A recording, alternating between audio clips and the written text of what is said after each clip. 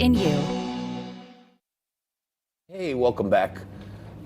Did you ever wonder why, when you put on these whacked out left-wing liberal channels, they tell you one story, and then if you take a few minutes for yourself and look at the whole thing, it's a whole nother story? You ever wonder why that happens? You ever wonder why? Because they're captured. MSNBC, CNN, they're captured by the left. Now, I personally watch Morning Joke in the morning to get my juices flowing and watch how bad they lie to America. But if you watch those guys, they'll tell you how this report completely vindicated, the Horowitz Report vindicated everyone. There was no political motivation in the opening of the investigation, blah, blah, blah, okay?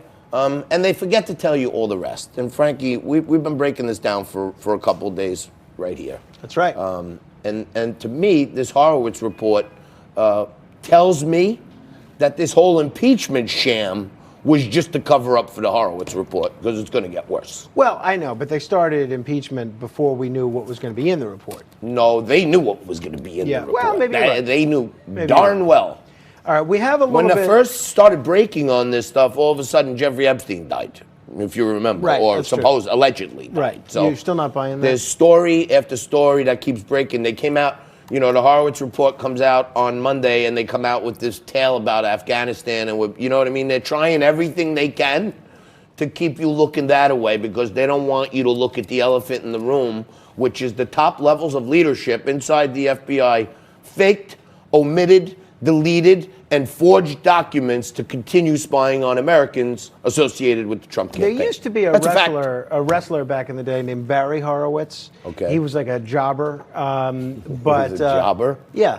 You didn't watch wrestling? Yeah, I love so Haystacks Calhoun was one of my idols. So a jobber in wrestling is... Jimmy Superfly Snuka coming off the top rope. A jobber is someone that loses all the time. Like the Washington Generals to the exactly. Harlem. We call that a tomato can in boxing. Yeah, so we should try and get Barry Horowitz on the show. We should. To analyze the Horowitz Report. That's true. I just looked him up. He's still alive. We should have Barry Horowitz on with the whistleblower.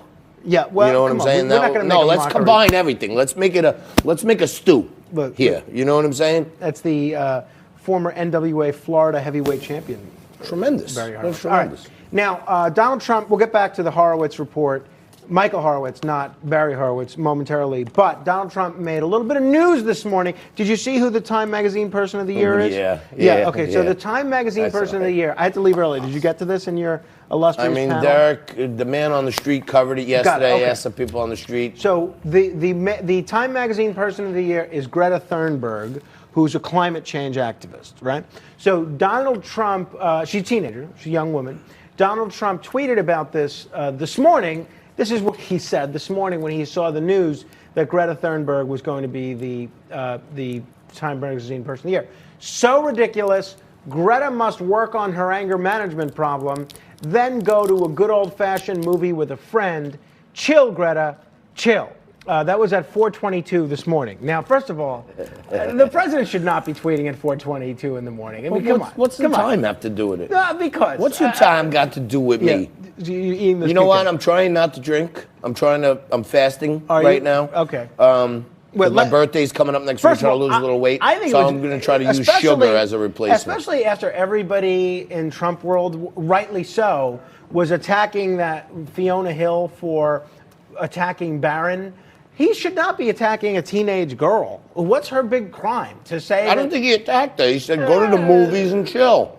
I mean, that's what little kids are supposed to do, not advocate for this false narrative of some green threat to the humanity. I thought it was incredibly inappropriate, but Greta Thunberg, to her credit, did handle it with a great deal of humor.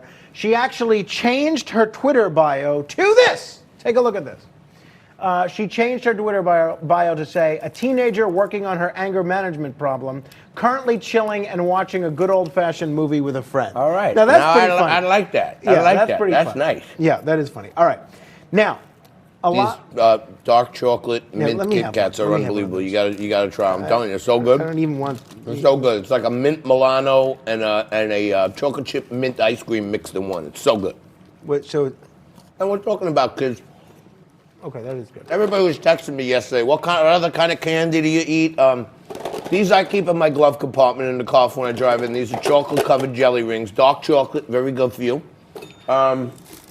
These I usually have a couple laying around. Those are chocolate-covered Oreos, delicious. You take a small bite, you dunk it in the milk, you let all the milk sog in inside, and then you crunch the whole thing down. I mean, this is... You know what this tastes like? This tastes actually like the mints they leave in your pillow in the hotel, those green mints. Okay, yeah. I like it.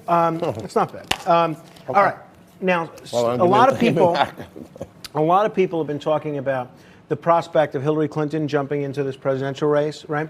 So, believe it or not, one of the people that commented on that last night was Steve Bannon, who hosts the War Room every morning at 9 o'clock right here on Newsmax TV. This is what Steve Bannon had to say about the prospect of another candidate jumping in the race. Take a look. What we're going to turn to is who can save the Democratic Party. Because the people on the stage today are not going to beat Donald Trump. Democrats understand that, okay? So, and Michael Bloomberg's not going to beat Donald Trump either. They're still going to look for, and the Democratic Party has a history of this. I think you're going to see a rematch. Ali Frazier, it's going to be Clinton Trump. Clinton Trump, too. Oh, God. Down goes Frazier. You know, they got to, somehow or another, they got to drag Hillary out of the crypt. You know what I mean? She's like the guy in the Tales from the Crypt, like the box. She's back again. Like, when is she going to go away? Well, look, I mean... After that coughing fit on Howard Stern last week, too, she still may be, you know, physically unfit. We might want to get that under control. I have a lot of respect for Steve Bannon. I have a tough time seeing Hillary jump in. I mean, I think he was saying is if there's... no doubt that she wants to run, but unless there's a brokered convention and they turn to her as this consensus candidate at the last minute, it's too late to get on the ballot in a lot of these states. If you can't be on the ballot, you got to be in it to win it. It's like the lotto. If you're not on the ballot, you can't compete. What did you call the wrestlers that they brought in to lose on purpose? Jobbers. The jobbers? Yeah. They'll bring her in maybe like a jobber at the end. Like, you know, somebody's going to take it on the chin. Hillary's used to it. She's been taking it on the chin for years, and Trump, he beat her bad last time. He did well, at least in the electoral college. Yeah, I mean, that's all that matters. That's right. But I don't know. I don't want to see Hillary back in the race, but I think it's a known commodity. I don't think she's going to run. That'll keep the Bernieites and everyone home like last time. The independents will go, oh, my God, let's go back to Trump. He's the lesser of two evils. Yeah, that would be the best news possible for Trump. If without a doubt. So that's for sure. You never know. Maybe Hillary's going to pop out of the crypt and join the race again. I don't know. What I do know is this. Daniel Weissman's coming up next, and we're going to be talking about Easy Money, one of my favorite movies of all time with Rodney Dangerfield. But not that, how easy money in government creates these Hunter Biden issues. And it's legal, but it don't pass the smell test. We're going to take a quick break. Stay right there. Back after this. You may have a...